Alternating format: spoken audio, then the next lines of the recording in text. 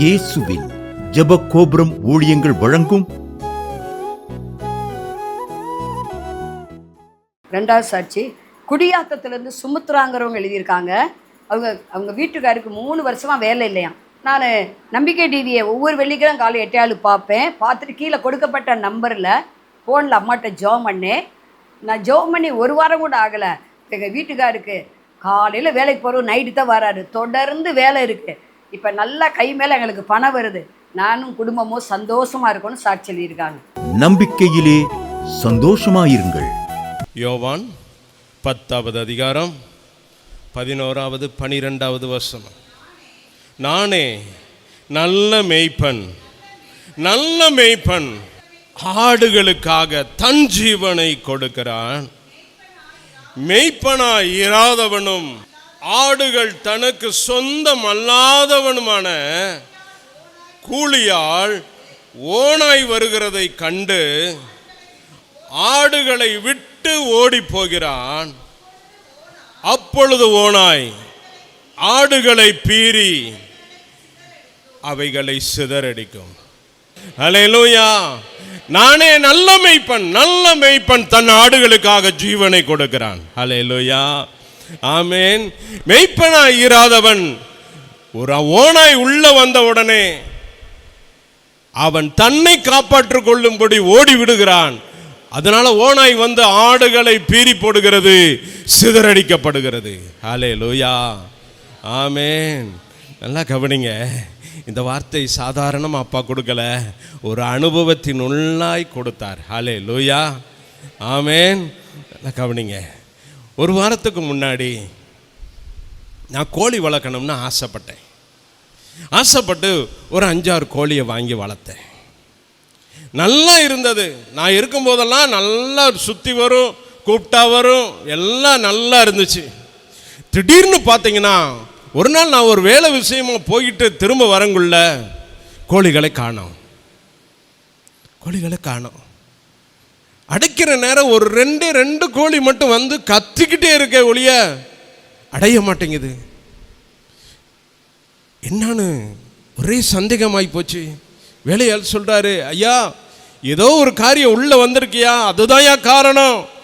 நீங்க உடனே நீங்க சிசிடி கேமராவை போட்டு நீங்க செக் பண்ணி பாருங்க.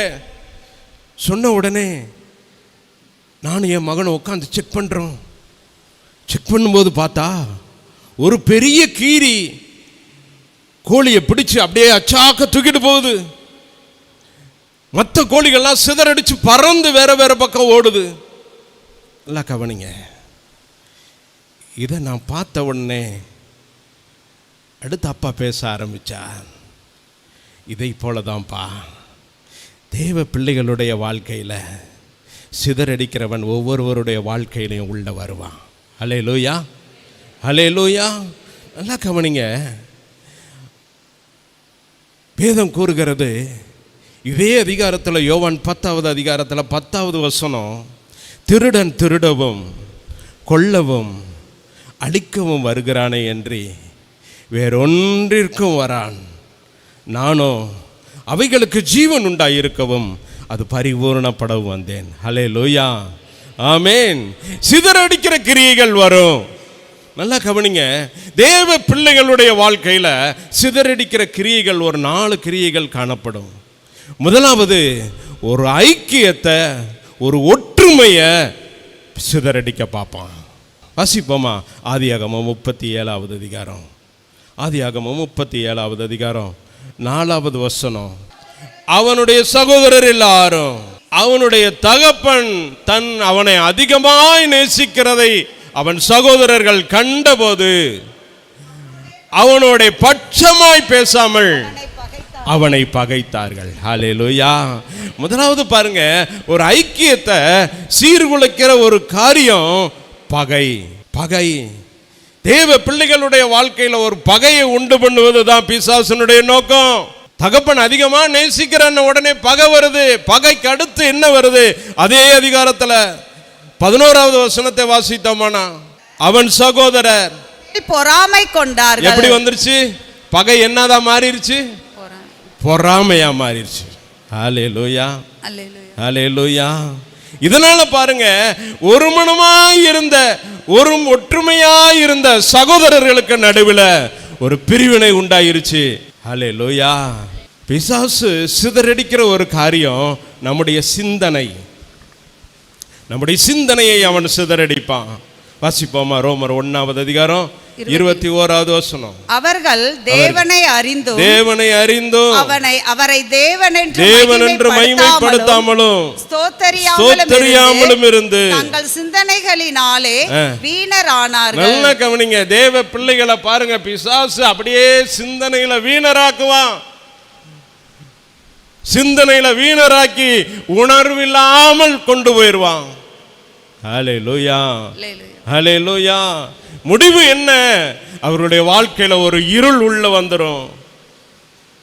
இதுதான் பிசாசினுடைய காரியம். இதை அறிந்து தேவ பிள்ளைகள் செயல்படணும். ஹல்லேலூயா, ஆமென். நம்முடைய ஐக்கியத்தை அவன் சீர்குலைக்க நினைப்பான். ஐக்கியத்தை, குடும்ப ஐக்கியத்தை, குடும்பத்தில் இருக்கிற ஒரு ஐக்கியம், ஒரு ஒற்றுமைய அவன் பாருங்க அப்படியே சிதறடிக்க பண்ணுவான். அன்பை எடுத்துருவான், சமாதானத்தை எடுத்துருவான், சந்தோஷத்தை எடுத்துருவான், எல்லாம் போயிடும். சிதறடிக்கப்பட்ட நிலைமை ஆகி போகும். ஹல்லேலூயா, ஆமென். இரண்டாவது, நம்முடைய சிந்தனைகளை சிதறடிப்பான். வீணான சிந்தனைகளை கொண்டு வந்து சிந்தனைகளை வீணராக்கி உணர்வில்லாம நம்முடைய இருதயத்தை உணர்வில்லாத இருதயமாய் மாற்றி நம்முடைய வாழ்க்கையவே இருளுக்குள்ள தள்ள பார்ப்பான். ஹல்லேலூயா, ஆமென். மூன்றாவது காரியம், லூக்கா 8வது அதிகாரம் 43வது வசனம் 44வது வசனம். லூக்கா 8வது அதிகாரம். அப்பொழுது 12 வருஷமாய் இருந்து தன் ஆஸ்திகளை எல்லாம் வைத்தியர்களுக்கு செலவழித்து ஒருவனாலும் சொஸ்தமாகப்படாதிருந்த ஒரு ஸ்திரீ அவருக்கு பின்னாக வந்து. நல்லா கவனிங்க, மூணாவது ஒரு காரியம், அவன் சிதறடிக்கிற ஒரு காரியம். நம்ம எவ்வளவுதான் சொத்து சேர்த்து வச்சாலும், எவ்வளவுதான் சம்பாத்தியங்கள் சேர்த்து வச்சாலும், ஒரு வீணான ஒரு சின்ன ஒரு பலவீனத்தை கொடுத்து, பலவீனமான கிரியைகளை கொடுத்து, அப்படியே எல்லாத்தையும் நம்முடைய பிரயாசம் முழுவதையும் சிதறடிக்க பண்ணுவான். ஹல்லேலூயா. இது நிறைய பேருடைய வாழ்க்கையில வந்திருக்கும், நிறைய பேருடைய வாழ்க்கையில காணப்படும். ஐயா, நாங்க எவ்வளவோ வாழ்ந்திருந்தோம் ஐயா, இன்னைக்கு எல்லாத்தையும் இழந்து நாங்க நிக்கிறோம், எல்லாத்தையும் இழந்து நிக்கிறோம். எத்தனையோ பேருடைய வாயில இந்த வார்த்தை வருது. நல்லா கவனிங்க, நம்முடைய பிரயாசத்தை சிதறடிக்க பண்ணுவான். நான்காவது ஒரு காரியத்தை நம்ம பார்க்கிறோம். பிலிப்பியர் 3வது அதிகாரம் 12வது 13வது வசனம். பிலிப்பியர் 3வது அதிகாரம் 12வது 13வது வசனம். நான் அடைந்தாயிற்று அல்லது முற்றிலும் தேறினவனானேன்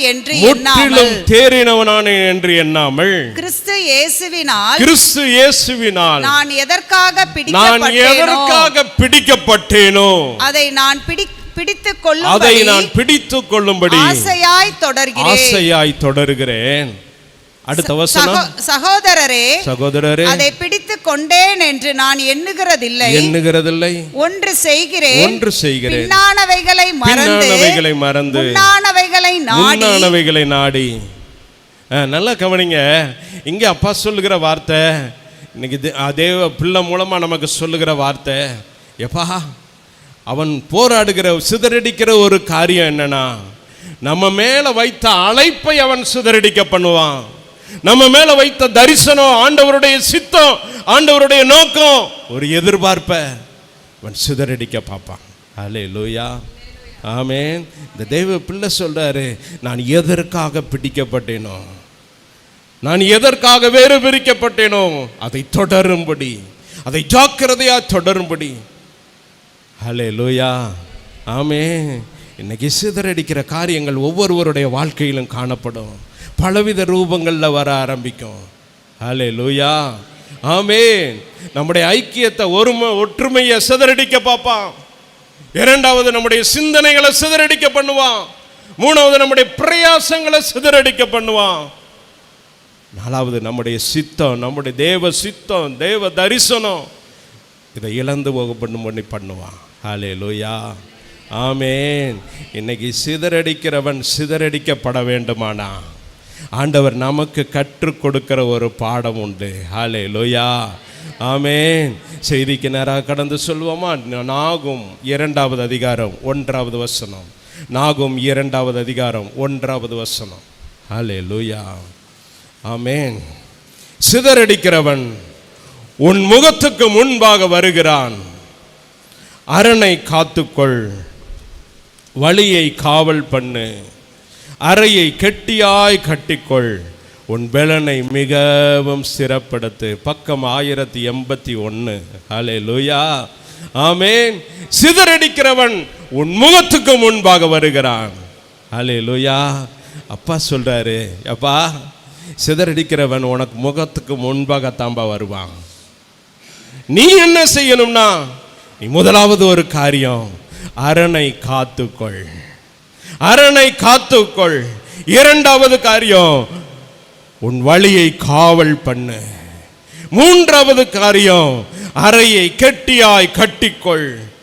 4வது காரியம், உன் பெலனை மிகவும் ஸ்திரப்படுத்து. ஹல்லேலூயா, ஆமென். இந்த ஒரு 4 காரியங்களை ஆண்டவர் நமக்கு கற்றுக் கொடுக்கிறார். ஹல்லேலூயா. வாசிப்போமா? முதலாவது காரியம், யோபு 1வது அதிகாரம் 2வது வசனம். யோபு 1வது அதிகாரம் 2வது வசனம். 7 குமாரரும் பிறந்தார்கள், 7000 ஆடுகளும் 3000 ஒட்டகங்களும். 4வது வசனம், அவன் குமாரர் அவனவன் தன் நாளிலே தன் வீட்டிலே விருந்து செய்து தங்கள் 3 சகோதரிகளும் தங்களோட கூட போஜனம் பண்ணி அழைப்பார்கள். நல்லா கவனிங்க, இந்த யோபுவினுடைய வாழ்க்கையில் நடந்த ஒரு காரியம். யோபு என்ன செய்வார் தெரியுமா? யோபு பெரிய செல்வ சீமானாய் காணப்பட்டார். காரணம் என்னங்கிறதையும் அப்பா அந்த இடத்துல சொல்லுகிறார். ஹல்லேலூயா. இவன் என்ன செய்வான்? அவருக்கு பிறந்த குமாரர்கள் வீட்டில் விருந்து வைப்பாங்க. ஒவ்வொரு நாளும் ஒவ்வொருத்தர் வீட்டில் இவங்க சகோதரிகள் எல்லாம் கூப்பிடுவாங்க. கூப்பிட்ட உடனே என்ன செய்வார் தெரியுமா? யோபுவினுடைய காரியம், யோபு அதிகாலையில் இருட்டோட எழுந்திருப்பார். தம் பிள்ளைங்கெல்லாம் தூங்கிக்கிட்டு இருப்பாங்க. பிள்ளைங்களுக்காக இவர் பலி செலுத்த ஆரம்பிப்பார். அப்பாட்ட சொல்லுவாரு, அப்பா உங்க இருதயத்தை வேதனைப்படுத்துகிற காரியம், எந்த பிள்ளை தப்பு செய்திருந்தாலும் தயவா மன்னிங்கப்பா, தயவா மன்னிங்கப்பா. என் பிள்ளைங்க என்ன தப்பு குறை செஞ்சிருந்தாலும் தயவா மன்னிங்கப்பான்னு சொல்லி பலி செலுத்த ஆரம்பிப்பார் இந்த யோபு. மாணவர்களே, அதிசய கல்வாரி ஊழியங்கள் மூலம் ஒவ்வொரு மாதமும் தேவனால் எல்லாம் கூடும் பத்திரிகையை நாங்கள் வெளியிடுகிறோம். தேவ சமூக பாடல்கள் DVD, ACD இந்த பாடல்களை நாங்கள் வெளியிடுகிறோம். அதிசய கல்வாரி ஊழியம் இது தீர்க்க தரிசன ஜெப ஊழியமாக நடைபெறுகிறது. இந்த ஊழியங்களுக்காக ஜெபிக்க, காணிக்கையை அனுப்ப தாங்க மறவாதிருங்கள். ஜெபிக்கிற, கொடுக்கிற, உழைக்கிற உங்கள் ஒவ்வொருவரையும் ஆண்டவர் தாமே ஆபிரகாமை ஆசீர்வதித்தது போல சகல விதத்திலும் உங்களை ஆசீர்வதிப்பாராக. ஆமென். அன்பிற்குரியவர்களே, இந்த ஊழியத்தை உங்கள் காணிக்கைகளால் தாங்குபவர்களின் கவனத்திற்கு